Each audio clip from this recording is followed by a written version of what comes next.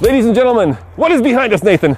This is the brand new Dodge Challenger Hellcat. And welcome to Hellcat Week, but there's a caveat. A lot of the information that we got driving this car today is embargoed.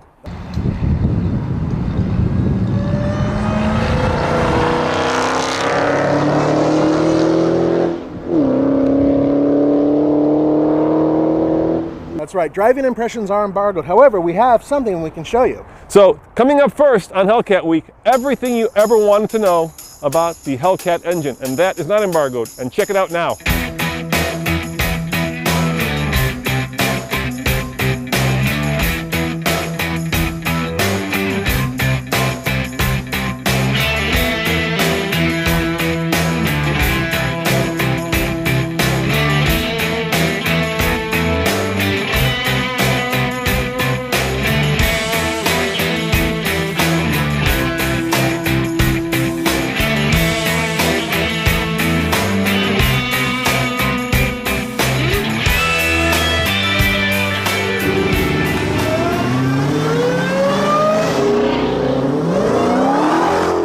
Talk about the 6.2 litre Hellcat engine, 707 horsepower, 6,000 RPM, 650 pounds-feet at 4,800 RPM.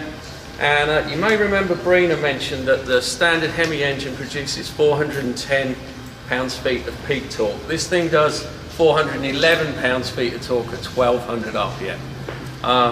Generates so much power, we actually had to upgrade all of our test cells at CTC. We didn't have any test cells that could handle the airflow or the power output. So that was one of the first jobs that we had. In fact, the first engines we tested, we could only test up to just over 600 horsepower. So we had to do that upgrade in order for us to do the program. So what's different about it? Basically, new block, new heads, new bottom end, new valve train components. 91% of this engine is new compared to a 392 or the 6.4 litre Apache engine. So significant amount of changes required in order to generate this amount of power. Obviously, sitting on top of it, one of the biggest changes, 2.4 litres per rev supercharger. We run this up to about 14,600 RPM. And about just over 11 PSI boost. Twin integrated charge air coolers, which are linked to the low temp cooling system that Russ talked about, drags our air inlet temperatures down from about 120 degrees centigrade to about 60 degrees. So a huge enabler in order for us to make the power. This thing flows about 30,000 litres of air a minute at rated. So if you've all got an office that's 10 foot by 13 foot, run this in it for a minute, there's no air left in that office. So it really, really does suck a huge amount of air. To drive it, 10 rib poly V belt at the front on a custom tuned damper and an overrun clutch on the supercharger as well. So we can only transmit torque in one direction, the drive direction. About 80 horsepower to drive this thing at 6,000 RPM. So significant amount of power through that drive system. What else changes?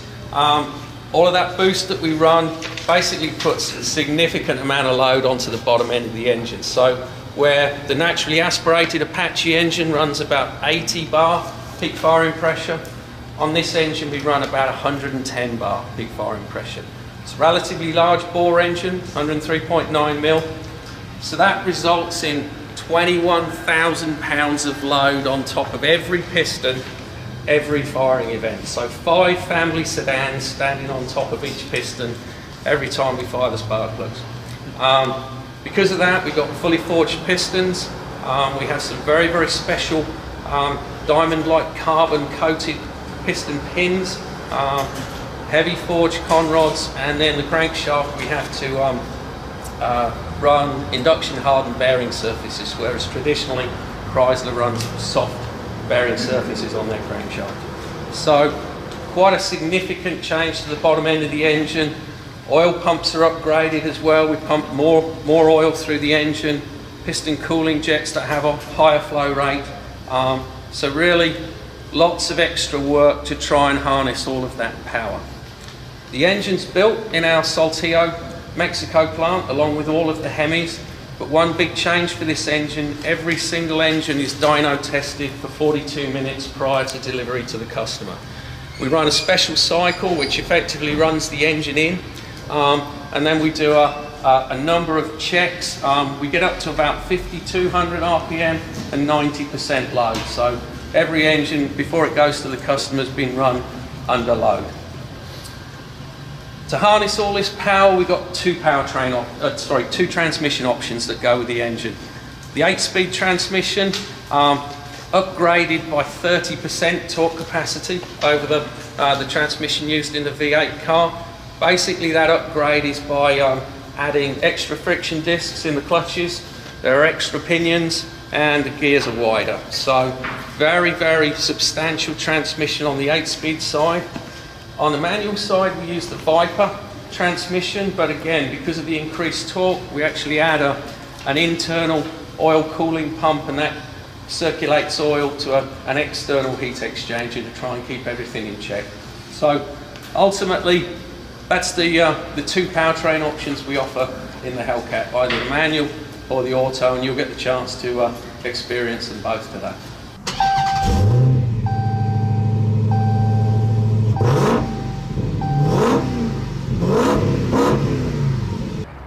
The Hellcat. Wait. Go on back there, check this out.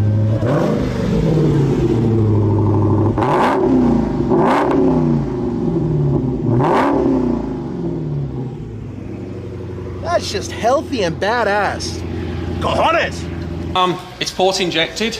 The Hemi architecture with the two plugs and the port injection, we thought we wanted to retain that. We've got a lot of experience with that arrangement, and obviously generating the power wasn't really a problem for us without DI. Also, getting injectors that can physically flow enough fuel is quite a problem. So these injectors flow 600 cc's a minute.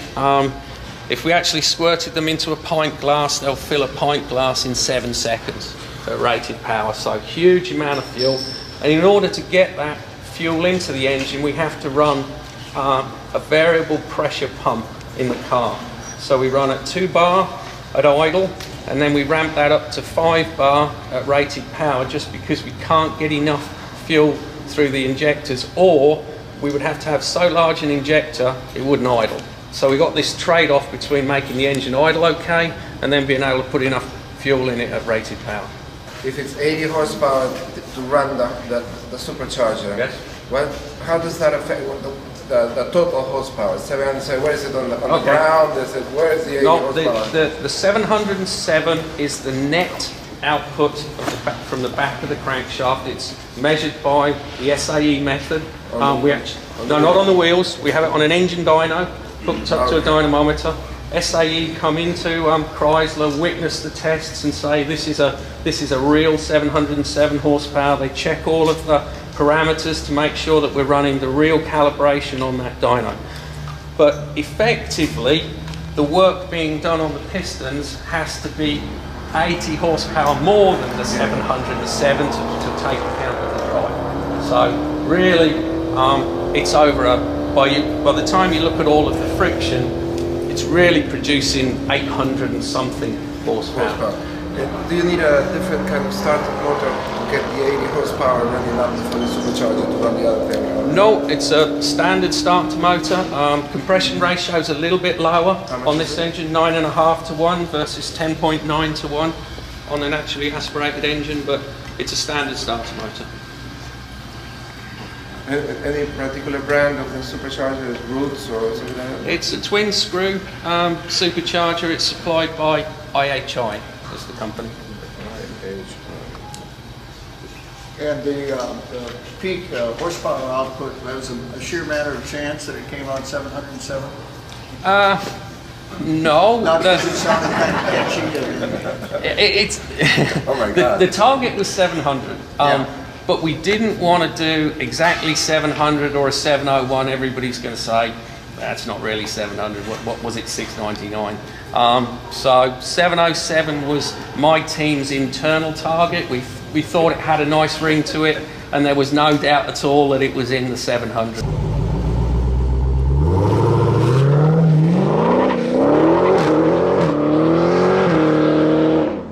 Aluminium oil pan, aluminium supercharger, cast iron block, aluminium cylinder heads, cast steel fabricated manifolds. We've got dual wall, but relatively conventional engine material.